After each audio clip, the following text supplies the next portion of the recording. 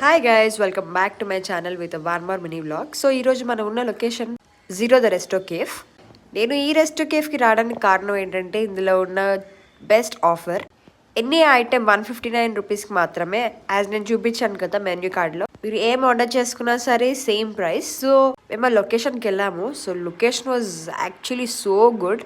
మొత్తం గ్రీనరీతో open songs పెట్టి స్మూత్గా చాలా బాగుంది. ఇది మెమొరీ బోర్డ్ అంట. సో ఎవరెవరు వచ్చారో ఏంటో మొత్తం ఈ మెమరీ కేఫ్కి. సో ఇవన్నీ పిక్చర్స్ అనమాట పెట్టుకున్నారు.